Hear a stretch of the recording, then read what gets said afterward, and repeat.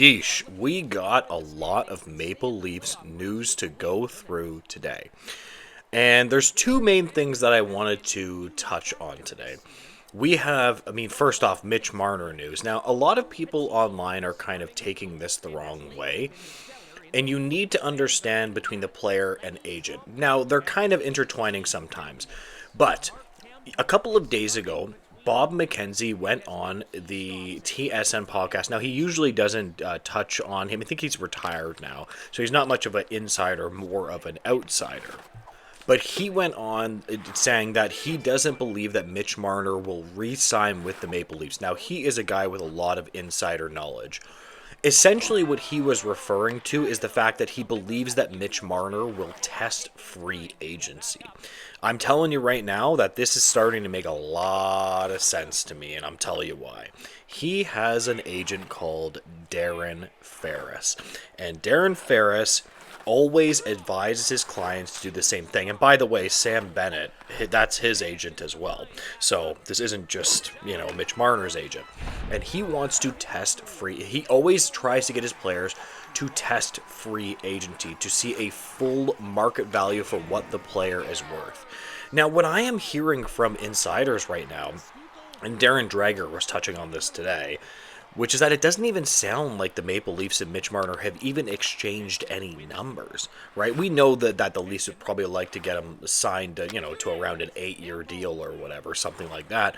But it doesn't even sound now because they were talking about Brad Treveling saying, "Hey, listen, Brad Treveling would like an answer from the agent for where exactly this is going," and he even alluded to the fact that Brad Treveling might even approach Mitch Marner.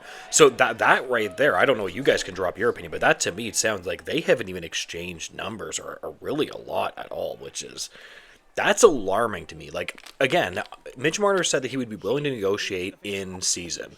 But right now, from what I'm hearing, it sounds like they're not even negotiating really at all. Like, they're in contact, but they're not actually. I mean, I'm sorry, if you're not actually exchanging numbers, you're not actually negotiating, in my opinion.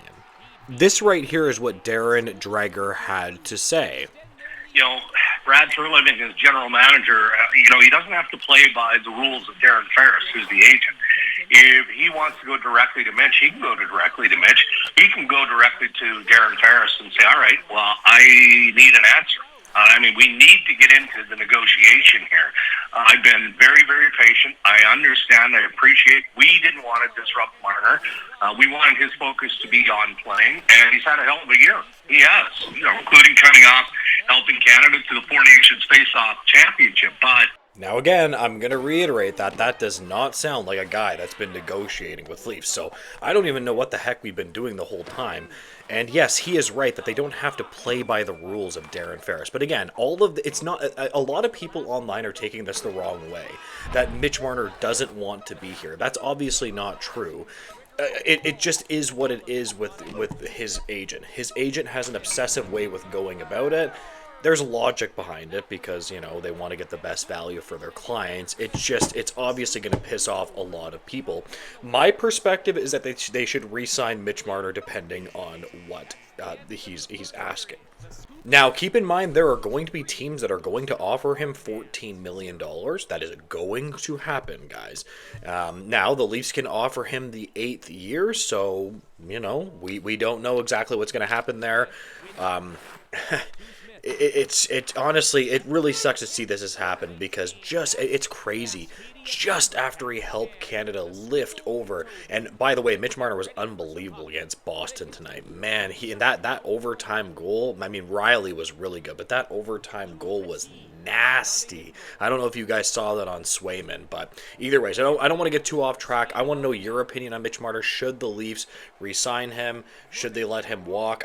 Listen, there's a lot of good free agents available. Yeah, I think Nikolai Ehlers, you have Sam Bennett, you have Mikko Rantanen. Like there are players that the Leafs could target in free agency. So Mitch Marner might not want to play this game because, yeah, you can go test free agency, but the Leafs can also sign somebody else. So that might be a dangerous game to play for Mitch Marner as well.